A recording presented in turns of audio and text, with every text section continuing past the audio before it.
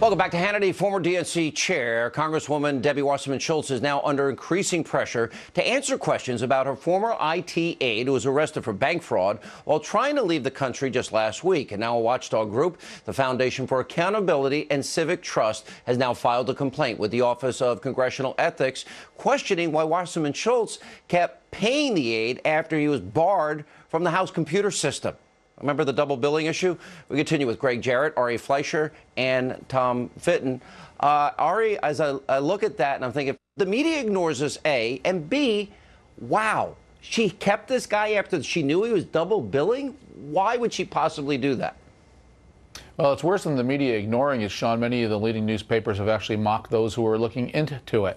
Look, it is fishy, it is odd, and generally if you're indicted for bank fraud and you leave the country, members of Congress don't want you on your staff. Deborah Wasserman Schultz just kind of did the opposite. So I do want this to be looked into. I think it will be looked into.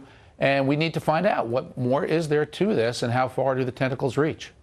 Well, you know, Greg Jarrett, you're an attorney, and I know that if I smashed hard drives and if I deleted subpoenaed emails and I bleach bit the server or the computers and I, you know, all the things that they have done and her IT guy, and she keeps them on, why do I think I'd be in jail and I need to hire you and pay you a lot of money? Well, her behavior is inherently suspicious. What did she know? Why in the world would she use taxpayer money to keep this guy on the payroll after he was banned from using congressional computer equipment and accessing, apparently without members' permission, sensitive government information on the Intelligence Committee and the Judiciary Committee? She needs to be very careful here that she isn't looking at aiding and abetting criminal behavior.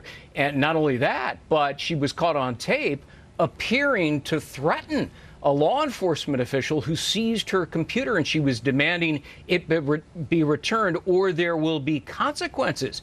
That could be obstruction. Wow. And Tom, to me, these run so deep. Where's the Republican Party? Where's the party that has the power of subpoena? You know, I say Russia's a non-issue. There's been no evidence, and that's all the media talks about. Hillary, Uranium One, Ukrainians trying to influence our election, meeting with DNC operatives, information passed on to the DNC, Hillary's campaign. You got Comey, Loretta Lynch. In all these instances, the Republicans seem impotent. They can't get legislation done, and they don't use their investigative powers. Well, it's not impotence. It's a decision not to pursue these inquiries. It's a decision. It's a political decision. In the case of the Awan brothers, they don't need to worry about what the administration is or isn't giving them. This is an administrative inquiry they can conduct through the House Administrative Committee or other committees on the Hill to figure out what was going on with these taxpayer-funded employees at Congress who are evidently committing crimes while on the government dime and who continued to work there despite strong suspicion of criminal activity. Why aren't there hearings into what the conduct of Debbie Wasserman Schultz was? I don't understand why Republicans are refusing to ask questions of their colleagues on the Hill there. And they're relying on the media to do the investigations, like the Daily Caller. We did FOIAs to the agencies. They don't want to give us anything. And it's really it's outrageous that it's independent people outside of government that are doing the hardcore investigations here. Last quick question, and I'll throw this to Greg Jarrett. Greg, there seems there is a mountain of evidence on these issues, no evidence on Russia, and that's all we hear about is Russia. Thoughts? You know, there's something fundamentally unfair and imbalanced when you investigate the winner of a presidential election, but not the loser.